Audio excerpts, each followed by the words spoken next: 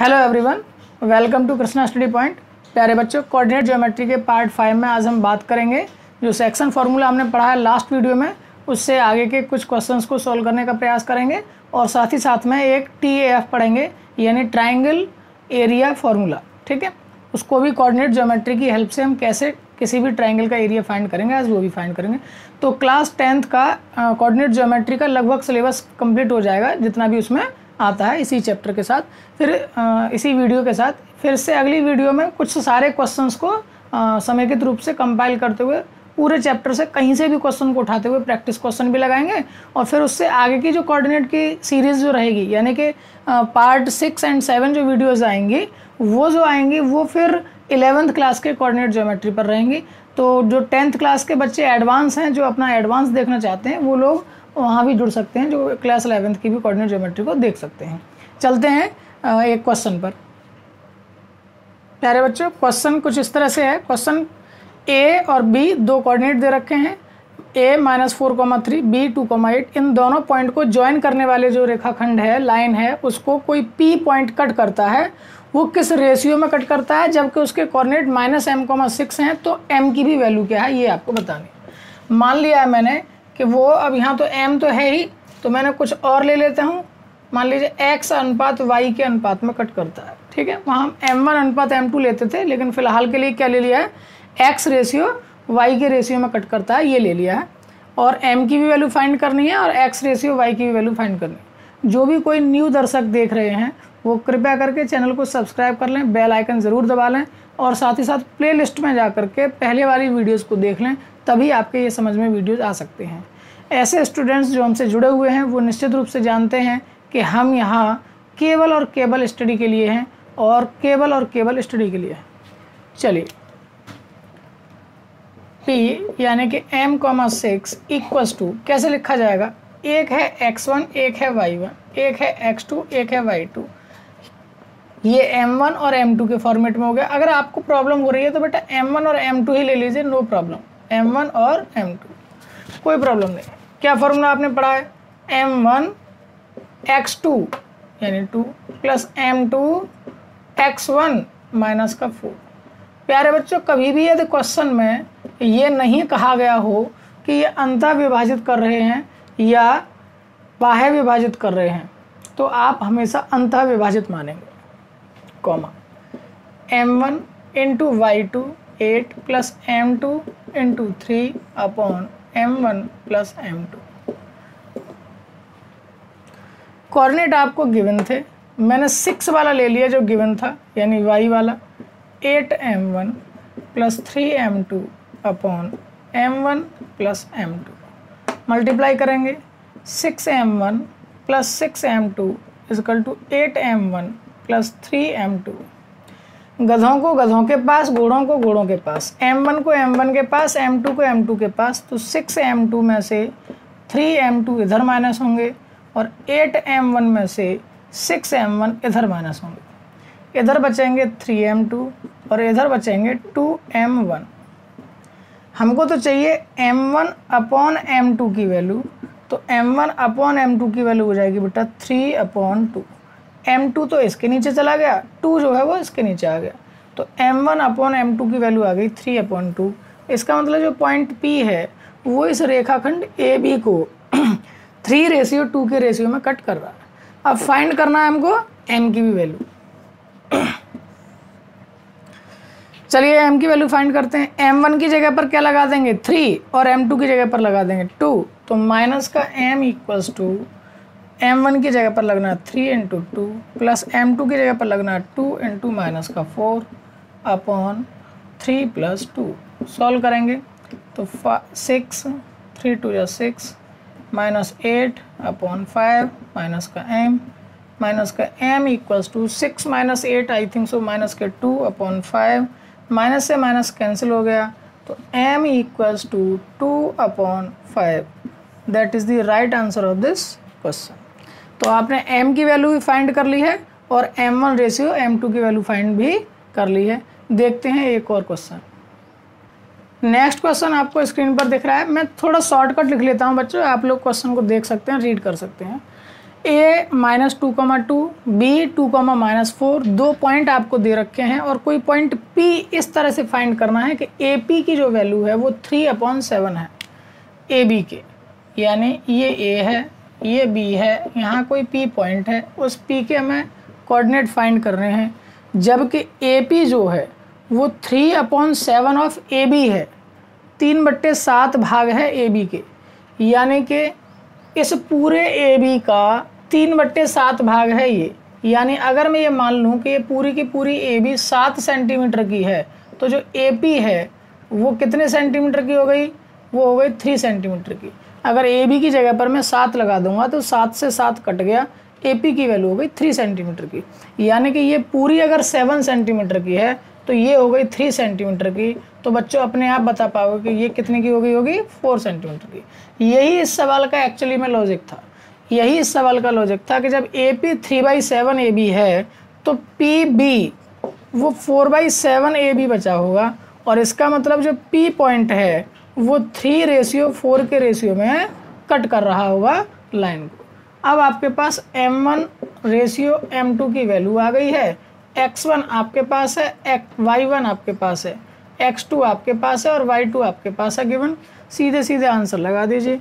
P के हमको coordinate निकालने हैं, M1 × X2 + M2 × X1 upon M1 + M2, यानी 3 + 4, M2 की वैल्यू 4 थी, कॉमा M1 यानी कि 3 × Y2 - 4 + M2 यानी 4 × Y1 2 अपॉन 3 + 4। ठीक है, फॉर्मूला लगाना है, बस इजीली क्वेश्चन हो जाता है। 6 - 8 अपॉन 7 -12 + 8 अपॉन 7, इसको सॉल्व करोगे तो ये हो गया -2 अपॉन 7 और ये -4 upon 7। That is the right answer of this question. तो बोलिए बेटा, बात समझ में आ गई?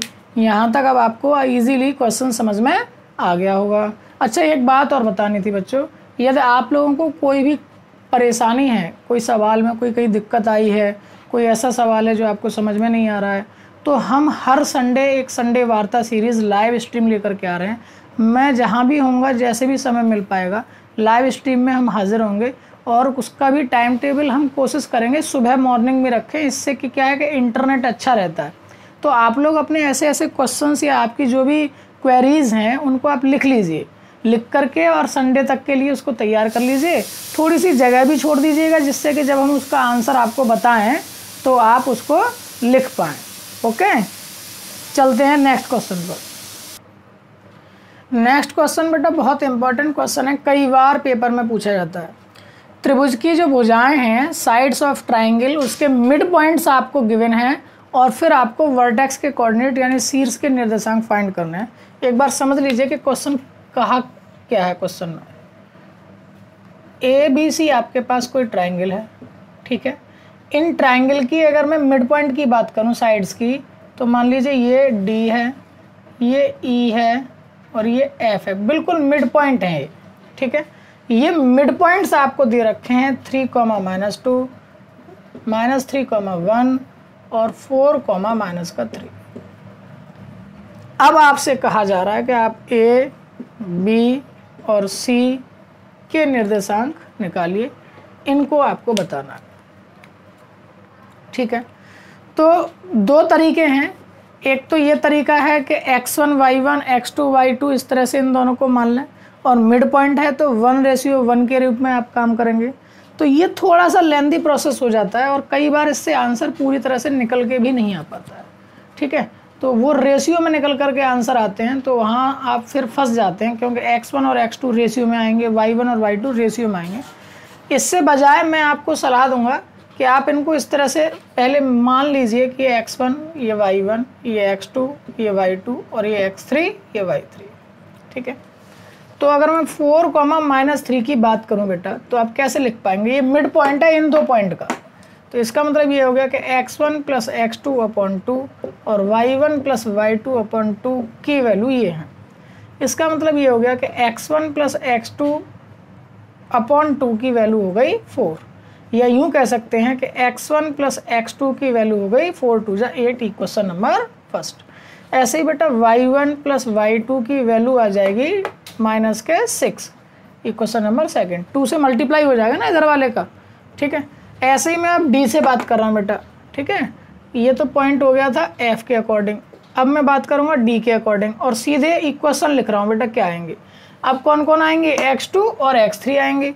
तो x2 plus x3 equals to इसका क्या हो जाएगा, दोगुना हो जाएगा बस, x के कोऑर्डिनेट क्या है 6, इक्वेशन नंबर थर्ड। अब y2 प्लस y3 आएंगे, y2 प्लस y3, अब इसका कितना हो जाएगा बेटा, -2 का डबल माइनस के 4, इक्वेशन नंबर 4। फिर क्या आएगा x3 और x1 यानी कि x1 plus x3 equals to कितना हो जाएगा, माइनस के 6 हो जाएगा, ये इक्वेशन नंबर 5। और फिर last equation y1 plus y3 equation ये हो जाएगी डबल यानी 6।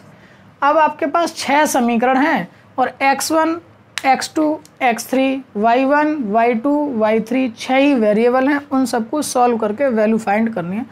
थोड़ा सा इसमें आपको समय लग सकता है लेकिन एग्जैक्ट आंसर आपको मिलेंगे, ठीक है, बिल्कुल एक्यूरेट आंसर आपको मिलेंगे। क्या क्या मिल सकते हैं यहाँ से, जैसे मान लीजिए इसमें भी x2 आ रहा है और इसमें भी x2 आ रहा है और 1 को और 3 को सॉल्व कर लीजिए, यानी 1 में से 3 को माइनस कर लीजिए। इन दो, मेरी उंगलियों पर ध्यान रखना, इन दो इक्वेशन की बात कर रहा हूँ। इसमें से मैं इसको घटाऊंगा तो x2 से x2 कट जाएगा सीधा सीधा, x1 माइनस x3 बचेगा, x1 माइनस x3 बचेगा और 8 में से 6 को माइनस करूँगा तो क्या बचेगा, 2 बचेगा। एक इक्वेशन इसमें रखी है आपके पास, क्या, x1 plus x3 equals to minus का 6। इन दोनों को भी ऐड कर दीजिए, जोड़ दीजिए, ये कट गए तो 2x1 इक्वल्स टू, इनको जोड़ेंगे तो बेटा माइनस का 4 बचा, तो x1 की वैल्यू आ गई माइनस के 2। x1 की वैल्यू माइनस के 2 इधर जाएगी, प्लस का हो जाएगा तो x2 की वैल्यू हो गई 10, x2 की वैल्यू हो गई 10, ये रहा 10 इधर जाएगा, माइनस का हो जाएगा तो माइनस के 4, x3 की वैल्यू हो गई बेटा माइनस के 4। एक बार में तीनों के आंसर निकल के आएंगे इसी तरीके से। तो देखिए x1 x2 x3 के मान मैंने निकाल के दे दिए हैं, y1 y2 y3 के मान आप निकालेंगे और फिर आपको इनमें ब्रैकेटों में रख लेना है तो आपको कोऑर्डिनेट मिल जाएंगे a b c के। अच्छा सवाल है, कई बार पूछा जाता है, ज़्यादा अंक का आता है, तो आप लोग प्रैक्टिस कर लीजिएगा, फिर ईजिली आप लोगों से हो जाएगा। चलते हैं नेक्स्ट क्वेश्चन पर। प्यारे बच्चों देखिए ज़रा, नेक्स्ट क्वेश्चन मैंने स्क्रीन पर लिख लिया है, लेकिन उससे पहले मेरे दिमाग में एक चीज़ और आ गई है, वो भी आप देख लीजिए। इन इक्वेशंस को अभी आप एक और मेथड से सॉल्व कर सकते हैं इजीली। क्या मेथड है बेटा, इसमें आप देखेंगे x1 x2 है, इसमें देखेंगे x2 x3 है, इसमें देखेंगे x1 x3 है। आप एक काम कीजिए, आप इन तीनों इक्वेशन को ऐड कर दीजिए।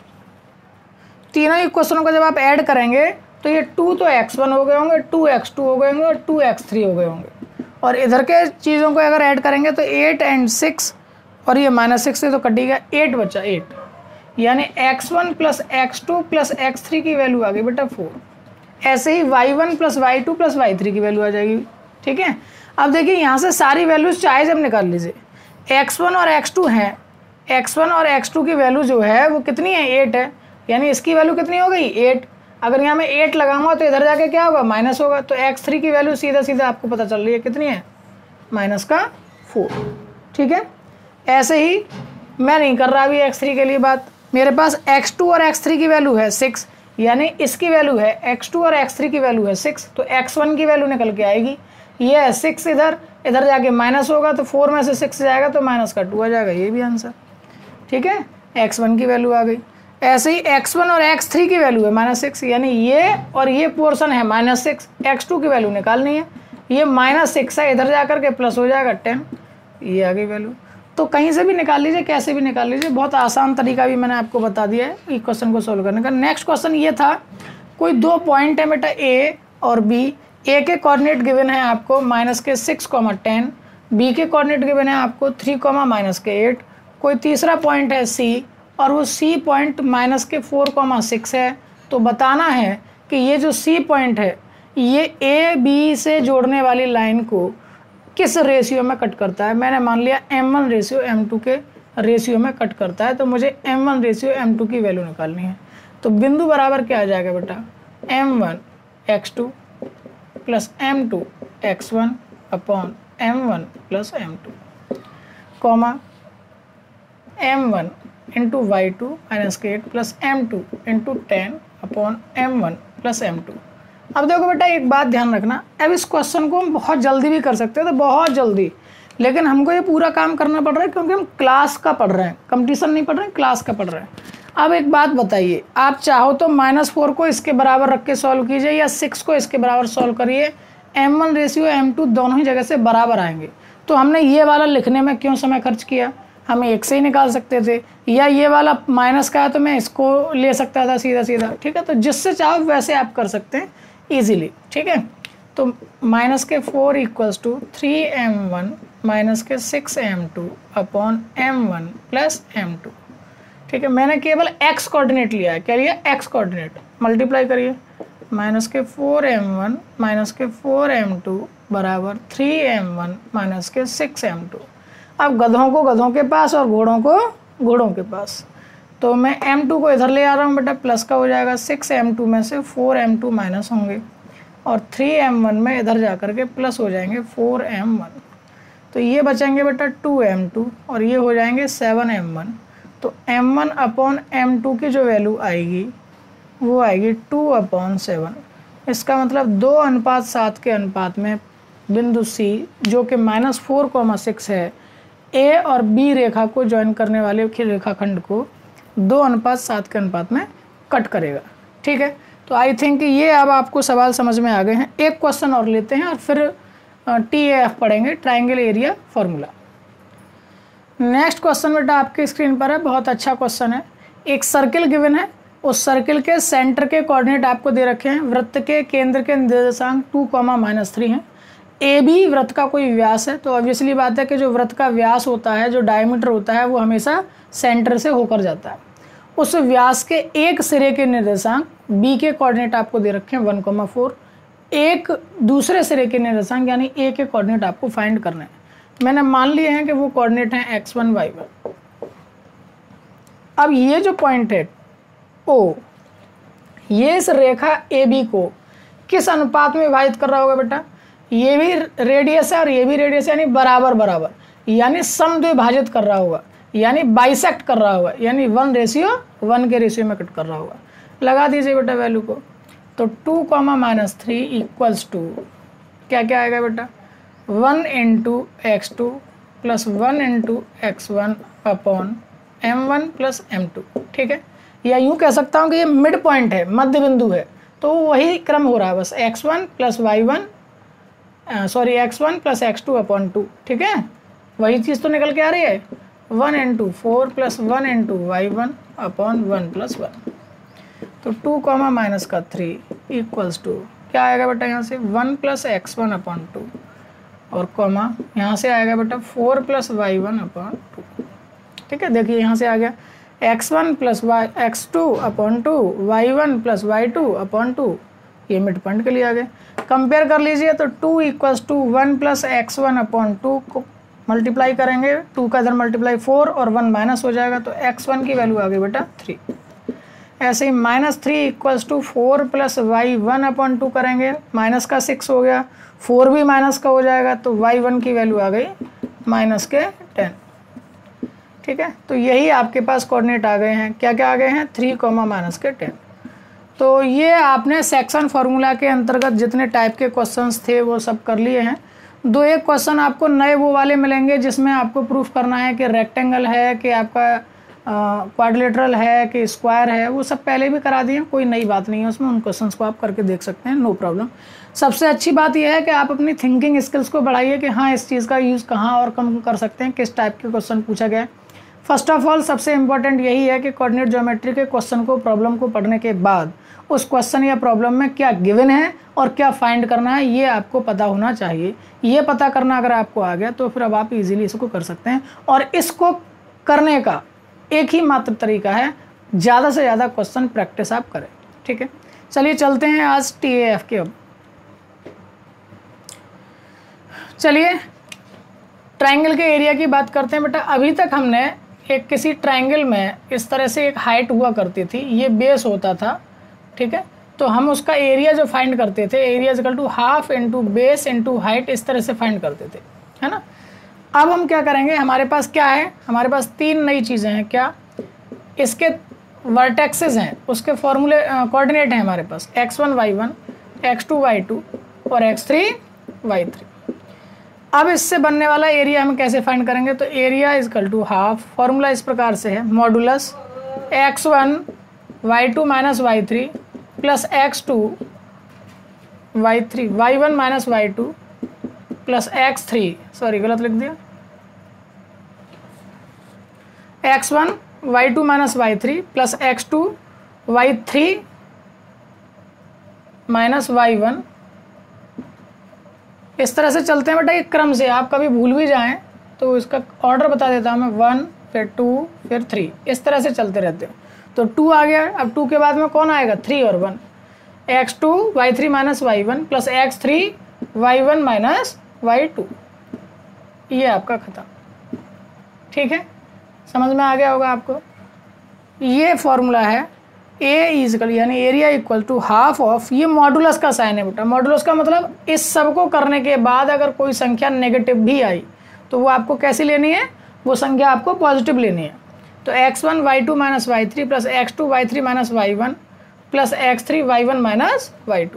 ओके, दूसरे अगर मैं बात करूँ बेटा इसका थोड़ा सा, चलिए वो मैं बाद में बताता हूँ मेथड को, फिलहाल अब इसका एक एग्जाम्पल ले लेते हैं। ठीक है, सपोज कीजिए कि कोई क्वेश्चन आपको दे रखा है 5,2 4,7 और 7,-4, ये 3 पॉइंट दे रखे हैं, x1 y1 x2 y2 x3 y3।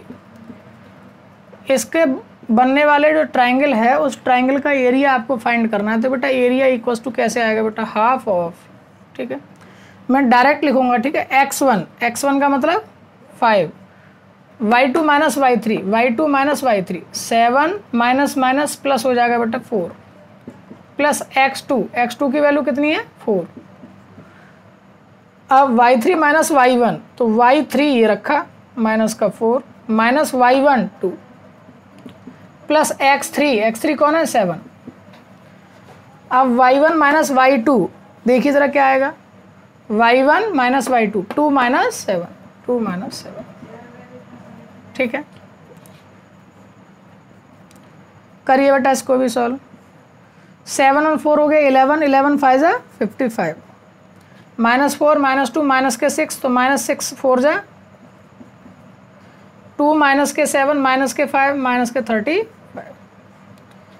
Solve करिए इसको भी बेटा, ये हो गए 35 और ये 55, तो इसको क्या कर दें 20 बच गए, 20 भी माइनस का 4 बचा। अब माइनस का 4 है तो बेटा ये प्लस का हो जाएगा, 4 प्लस का 4 हो जाएगा, तो 2 से डिवाइड करेंगे तो कितना आ गया 2 आ गया, 2 यूनिट 2 स्क्वायर यूनिट। ठीक है, 2 स्क्वायर यूनिट आपका क्या हो गया, ये एरिया हो गया ट्राइंगल का। ठीक है, आई होप कि आपके समझ में आ गया है कि कैसे इसको फाइंड करना है। एक दूसरा मेथड मैं बताने वाला था, और भी इजीली तरीके से आप इसको कर सकते हैं। फॉर्मूला हमने ये बता दिया आपको, इसका केवल यूज़ करना है। ठीक है, अब देखिए इसको मैं और जल्दी कैसे फाइंड कर सकता था। आपको जस्ट क्या करना है, आपको x1 फिर y1 2 x2 y2 x3 y3 और फिर से वापस x1 और y1, इनको लिख देना। ठीक है, वापस से इन्हीं को लिख देना। अब आपको क्या करना है, पहले तो इधर इधर का मल्टीप्लाई ऐसे, उनको तो प्लस कर लीजिए, यानी कि 5 सत्ते 35 प्लस माइनस के 16 प्लस 40 एक ब्रैकेट में माइनस। अब इनका मल्टीप्लाई इधर इधर वालों का ऐसे ऐसे। ठीक है, तो मल्टीप्लाई कर लीजिए, तो 2 4 जा 8 49 माइनस के 20, इनको सॉल्व कर लीजिए और उसका भी क्या करना है, फिर हाफ करना है। क्या करना है, हाफ। ये भी मॉड के अंदर रहेगा, अगर माइनस की संख्या आती है तो प्लस का करना है। तो इसको भी आप अगर सॉल्व करेंगे तो ये हो गया आपका 35 और ये माइनस के 16 है, ये प्लस के 14 है, तो माइनस के 2 बचे बेटा, माइनस के 2 करेंगे तो 33 हो गया माइनस। इधर की बात कर लेते हैं ज़रा, ये माइनस प्लस के 49 है तो 20 माइनस हो गए, 29 बचे, 29 प्लस के 8 करेंगे तो कितने आएंगे 37। अब इसको भी माइनस आप करेंगे तो कितने बचेंगे माइनस के 4। तो देखिए वापस वहीं आ गए हम, यानी 4 प्लस का हो गया, यानी कि 2 स्क्वायर यूनिट।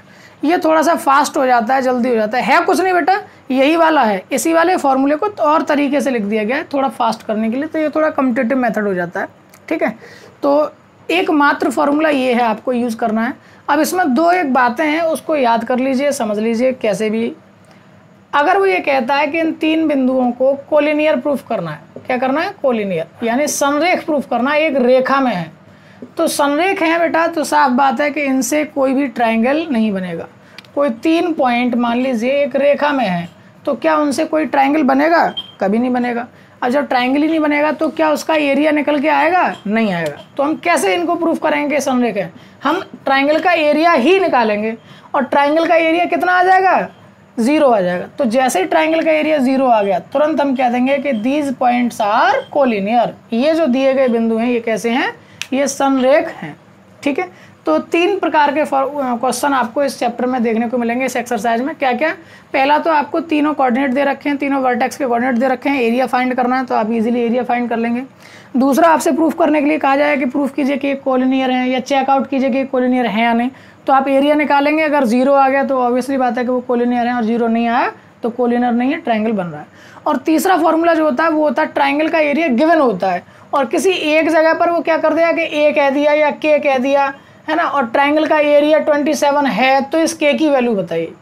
तो ट्रायंगल का एरिया निकालते हुए और इसके बराबर में क्या रख लेंगे, जो एरिया गिवन होगा उसको रख लेंगे, यहाँ k आएगा, तुलना करने पर इसके आंसर को हम बता देंगे। चलिए एक एग्जाम्पल लेते हैं। क्वेश्चन बेटा आपकी स्क्रीन पर, क्वेश्चन बहुत अच्छा है। 3 पॉइंट्स गिवन है, वही 7, -2, 5, 1, 3, k की ऐसी वैल्यू फाइंड कीजिए जिसके लिए ये तीनों पॉइंट्स कोलिनियर हो जाएं, संरेख हो जाएं। ठीक है, तो बस क्या करेंगे, संरेख दिखाना है, और कह रखा है कि हो जाएं, यानी ले लेना है हमें शुद्ध संरेख ले लेना, तो एरिया कितना हो जाएगा 0 हो जाएगा। तो 0 बराबर हाफ, ये है x1, ये y1, ये x2, ये y2, और ये x3, ये y3। लगा दीजिए value, x1 7, 1 minus k, plus x2 5, k minus plus का हो जाएगा बेटा 2, प्लस 3 ये आ गया बेटा, तो y1 माइनस y2 यानी कि -2 -1। ठीक है, हाफ ऑफ कितना बचेगा बेटा, ये 7 - 7k कर देता हूँ, प्लस 5k प्लस 10, और ये -2 -1 -k 3, तो माइनस के हो गए 9। ठीक है, ये 1 बचा, 8 हो गए, हाफ ऑफ 8, और ये माइनस के हो गए 2k। ठीक है, और ये किसके इक्वल चल रहा है, सब 0 के इक्वल। ये हाफ भी किस में चला गया, 0 में चला गया, तो 8 माइनस के 2k इक्वल्स टू 0। तो बेटा 2k की वैल्यू हो गई 4, और सॉरी 8, और k की वैल्यू कितनी हो गई बेटा 4। तो ये k की वैल्यू है, k की वैल्यू अगर हम 4 लगाएंगे तो ये तीनों के तीनों पॉइंट्स क्या हो जाएंगे, कोलिनियर हो जाएंगे, इनसे कोई ट्रायंगल नहीं बनेगा। तो इसी टाइप के और भी क्वेश्चन हैं। शुरुआत में जो क्वेश्चन दे रखे हैं आपको सीधे 3 पॉइंट गिवन है, ट्रायंगल का एरिया फाइंड करना है, आप फॉर्मूला लगा लेंगे, एरिया निकाल लेंगे। सेकंड क्वेश्चन में भी कुछ इस टाइप का क्वेश्चन है, सिद्ध कीजिए कि त्रिभुज का क्षेत्रफल जिसके निर्देशांक दिस हैं टी के मान पर निर्भर नहीं करता है। सॉल्व आउट करेंगे उसको, तो उसमें टी की वैल्यूज़ कहीं भी नहीं आ रही होगी एरिया में, और संरेखीय हैं ये सिद्ध करना है, तो उसका ट्रायंगल का एरिया निकालेंगे, 0 आ जाएगा। फिर इसके बाद में चतुर्भुज का क्षेत्रफल ज्ञात कीजिए जिनके शीर्षों के निर्देशांक इसी क्रम में हैं। देखिए एक बात समझ लीजिए, ये मान लीजिए चतुर्भुज है A B C और D। ठीक है, ये 4 आपको कोऑर्डिनेट गिवन है, तो हम क्या कर लेंगे, एक लाइन खींच लेंगे। अब ये 1 2 3, इससे इस ट्रायंगल का एरिया 1 निकल आएगा, फिर 1 2 3 इन कोऑर्डिनेट से एरिया 2 निकल आएगा। आपको चाहिए था पूरे के पूरे क्वाड्रिलेटरल का, तो क्या कर देंगे, दोनों एरियाज को ऐड कर देंगे, A1 प्लस A2। तो इस तरीके से आप इन क्वेश्चंस को करके देख सकते हैं इजीली, कोई प्रॉब्लम नहीं आएगी। 1-2 क्वेश्चन और मैं लेता हूँ। नेक्स्ट क्वेश्चन आपके स्क्रीन पर दिख रहा है, 1/a + 1/b = 1 है, तो प्रूव कीजिए कि ये तीनों पॉइंट कोलिनियर हैं, संरेखीय हैं। तो लगा लीजिए बेटा, एक को x1 y1 x2 y2 x3 y3। ठीक है, थोड़ा सा फास्ट करूँगा, आप लोग देखते चलिएगा। मैं एरिया फाइंड कर रहा हूँ, पहले half of modulus x1 a y2 - y तो b माइनस का 1 प्लस 0, अब मैं लिखूंगा ही नहीं उसको क्योंकि जब 0 से मल्टीप्लाई करना तो वो 0 ही हो जाएगा, प्लस 1 के लिए बेटा 0 माइनस b, ठीक है। हाफ ऑफ ये हो जाएगा बेटा ए बी माइनस का a, और ये यहाँ से बात करेंगे तो माइनस का हो जाएगा b, ठीक है। ये a इक्वल्स टू आ गया बेटा। यहाँ से अगर मैं बात करूँगा बेटा इसको सॉल्व करने के लिए तो एलसीएम लोगे ए बी और ये हो जाएगा बेटा b plus A equal to 1, यानी कि a प्लस बी की वैल्यू क्या आ जाएगी, ए बी आ जाएगी। लगा दीजिए हाफ ऑफ ए बी की वैल्यू क्या आ जाएगी बेटा, a plus B minus A minus का b, इससे ये कट गया, 0 आ गया, 0 में 2 से डिवाइड करेंगे 0, एरिया आ गया चूँकि 0 आ गया। यहाँ लिख देंगे बेटा इसकी बात को फ्रॉम फर्स्ट, ये क्वेश्चन नंबर फर्स्ट है, इसको मान लीजिएगा फ्रॉम फर्स्ट। फिर से समझिए ये गिवन था 1/a plus 1/b equals to 1 given था। एलसीएम लूँगा ए बी आएगा, b प्लस ए हो जाएगा इक्वल टू 1, यानी ए बी का मल्टीप्लाई 1 में करेंगे तो ए बी हो जाएगा इधर, यानी ए बी की वैल्यू कितनी है, b प्लस ए है, तो वो लगा दी मैंने ए बी की जगह पर और सॉल्व कर लिया सॉल्व। जब एरिया 0 आ गया तो इम्प्लाइज दैट जो तीनों पॉइंट हैं वो कैसे हैं, बिंदु समरेख हैं, ओके, बिंदु समरेख हैं, ये आपका प्रूफ हो गया। नेक्स्ट क्वेश्चन देखते हैं। नेक्स्ट क्वेश्चन गिवन है बेटा ए बी सी 3 पॉइंट दे रखे हैं आपको, उनके कोऑर्डिनेट गिवन है और कहा गया है कि इस ट्राइंगल का एरिया 10 स्क्वायर यूनिट है, तो फाइंड कीजिए इस ए की वैल्यू। तो लगा दीजिए बेटा 10 जो है वो बराबर है एरिया हाफ ऑफ ये बेटा x1 y1 x2 कहाँ लिख दिया x2 y2 और x3 y3। मैं थोड़ा सा स्पीड से पढ़ाता हूँ बच्चों, आप लोगों को प्रॉब्लम थोड़ी सी होती होगी, लेकिन आप लोग जब बार बार इसको वीडियोस को देखेंगे फिर आपको समझ में आ जाएगा। सारा खेल बेटा स्पीड का ही है, इसीलिए मैं चाहता हूँ कि आप लोगों की स्पीड बन जाए। x1 a 6 minus 1 plus x2 तो माइनस का 2 हो जाएगा बेटा, अब 1 माइनस 2a प्लस 3 और 2a माइनस 6, ठीक है। सॉल्व कर लीजिए, हाफ ऑफ 5a हो गया ये, और ये आपके माइनस के 2 प्लस का 4a हो जाएगा, प्लस का ये हो जाएगा 6a और माइनस का 18। इसको भी सॉल्व कर लीजिए, 5a 4 10 से 15a माइनस 20, ठीक है, इक्वल टू 10, ये 20 हो जाएगा बेटा, 20 इक्वल्स टू 15a माइनस के 20 हो जाएंगे 40 इक्वल्स टू 15a, तो बेटा a की वैल्यू आ जाएगी 40 डिवाइडेड बाई 15, 5 दिया 15, 5 8 40, 5 8 से 40, यानी a की वैल्यू आ गई 8/3। a का मान अगर हम 8/3 रख दें तो जो आंसर होगा वो क्षेत्रफल जो आएगा वो कितना आएगा, 10 स्क्वायर यूनिट आएगा। इस तरीके से आप इन सारे क्वेश्चंस को करके देख सकते हैं। इजी से क्वेश्चन है, कोई नई बात नहीं है, ठीक है। ट्राइंगल का भी एरिया दे रखा है, 2 पॉइंट दे रखे हैं, तीसरा पॉइंट के लिए एक इक्वेशन दे रखी है, सॉल्व करके निकाल सकते हैं इजीली, कोई प्रॉब्लम नहीं। तो आप लोग इन क्वेश्चंस को कर सकते हैं। इसके बाद में हम एक वीडियो ऐसी लेंगे जिसमें प्रैक्टिस क्वेश्चन करेंगे इस पूरे चैप्टर पर आधारित। इसी के साथ में 9th और 10th का कोऑर्डिनेट ज्योमेट्री समाप्त हो जाता है। जो बच्चे एडवांस हैं वो इससे अगले पार्ट्स को भी देख सकते हैं। अगला वाला जो प्रैक्टिस क्वेश्चन होंगे वो पार्ट के रूप में नहीं होगा, केवल प्रैक्टिस क्वेश्चन होगा, और फिर जो 6 और 7 होंगे वो 11th क्लास के कोऑर्डिनेट ज्योमेट्री को लेकर के होंगे। और जो 11th क्लास के स्टूडेंट्स हैं वो भी इन वीडियोस को देख सकते हैं, क्योंकि बेसिक कंसेप्ट्स हैं। आपके बेसिक कंसेप्ट जब क्लियर हो जाएंगे, कुछ क्वेश्चन को प्रैक्टिस आप जब कर लेंगे तो आप इजीली आगे बढ़ पाएंगे, ठीक है। तो इसी प्रकार से बने रहिए कृष्णा स्टडी पॉइंट के साथ। Thank you so much, bye bye.